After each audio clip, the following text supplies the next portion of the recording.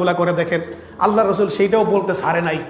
মহিলারা যখন একজনের সঙ্গে আরেকজনের ঝগড়া লাগে, তখন যদি তার বাড়িতে কোনো খাবার টাবার পাঠায়, মনে করেন পাশের বাড়িতে আয়োজন করছে, দাওয়াত দিতে পারে নাই, কিন্তু কিছু খাবার পাঠিয়ে দিছে, তখন মহিলা যদি তার সঙ্গে ঝগড়া থাকে, তখন কি করে? খাবারটা ঘুরিয়ে দেয় না? কোনো কোনো মানুষ তো অপমান করে ফিরিয়ে দেয়, যাই তোমাদের কোনো কিছু রাখুন না, বলছি না, তোমরা আবার এখানে নিয়ে আসছো কেন? এরকম কিন্তু ঘটনা আছে। এজন্য আল্লাহ রসুল কি বলছেন? মহিলাদেরকে বলতেছেন, ইয়া নিসা আল মুসলিমাত লা তাহকিরুন্না জারাতুন লিজারাতিহা ওয়ালাউ ফারিসনা শাতিন। আল্লাহ রসুল বলতেছেন, হে মহিলাদের, হে মুসলমানদের স্ত্রীরা, হে মুসলমানদের মহিলারা, তোমরা কখনো তোমাদের প্রতিবেশীর পক্ষ থেকে যদি কোনো হাদিয়া নিয়ে আসা হয়, ওই হাদিয়াটা যদি খুব নগণ্য পরিমাণও হয়, ওই হাদিয়াটা তোমরা কোনো অবস্থাতে ফেরত পাঠাইবা না, সেটা গ্রহণ করে রাইখা দিবা। তার সঙ্গে কোনো খারাপ আচরণ করবা না, তার সঙ্গে ভালো আচরণ করে তুমি যদি নাও খাও তাও রাইখা দিবা। এই যে এত সূক্ষ্ম সূক্ষ্ম শিক্ষা, এগুলো যদি আমরা সবাই আমল করি, তাহলে কি আমাদের পারিবারিক বন্ধনটা, আমাদের সামাজিক বন্ধনটা আরো সুন্দর মহব্বতপূর্ণ হবে নাকি শত্রুতাপূর্ণ হবে বলেন তো?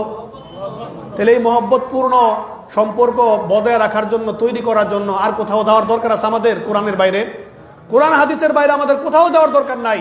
আমরা যদি সামাজিকতা আরো সুন্দর করতে চাই, রাষ্ট্রও যদি সুন্দর করতে চাই, পারিবারিক বন্ধন যদি সুন্দর করতে চাই, আমাদের দেশটাকে যদি আরো উন্নত করতে চাই, এই সব কিছুর উন্নত প্রেসক্রিপশন দেওয়া হয়েছে কোথায় বলেন? কোরআনের মধ্যে দেওয়া হয়েছে। এই জন্য এগুলো আমাদেরকে ধারণ করতে হবে এবং আমল করতে হবে। সর্বশেষ আর একটা হাদিস বলে আজকের আলোচনা শেষ করব। দেখেন, প্রতিবেশীর সঙ্গে কতটুকুনো খোঁজখবর রাখার ব্যাপারে গুরুত্ব দেওয়া হয়েছে, উদার হওয়ার নির্দেশনা দেওয়া হয়েছে।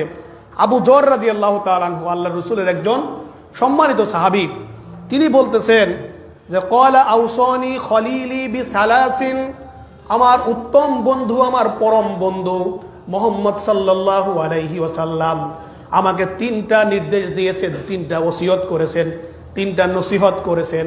তিনটা আমরা বলবো না, তিনটার ভিতরে যেটা আমাদের এখন প্রয়োজন আমরা ওইটা বলবো। তিনটার ভিতরে তিনি এমন একটা নির্দেশনা দিয়েছেন, এমন একটা নসিহত করছেন, সেটা হচ্ছে ইজা সনাতা মারকাতান ফাআকসির মা আহা সুম্মানজুর আহলা বাইতি মিন জিরানিকা ফাআসাবহুম মিনহু বিমারুফিন।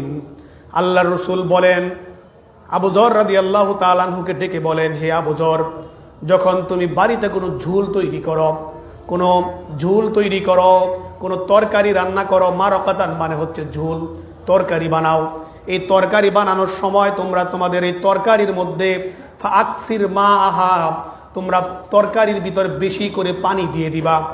বেশি করে পানি দেওয়ার পরে সুম্মানজুর আহলা বাইতি মিন জিরানিকা, তারপরে তোমার প্রতিবেশীদের ভিতরে কে অভাবগ্রস্ত আছে, কে ঠিক মতো খাইতে পারে না, কার ইনকাম কম, কে সচ্ছলতা কার কম, এগুলো খোঁজ খবর রাখবা, দৃষ্টিপাত করবা।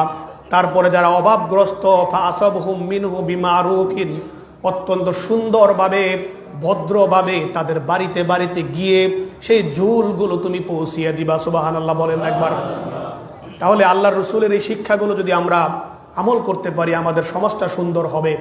আজকে থেকে আল্লাহর রাসূলের এই হাদিসগুলোর উপরে আমল করার মাধ্যমে আমাদের প্রতিবেশীদের সঙ্গে সুসম্পর্ক তৈরি করার ক্ষেত্রে আজ থেকে কি এই হাদিসগুলোর উপর আমল করার চেষ্টা করব না আমরা ইনশাল্লাহ?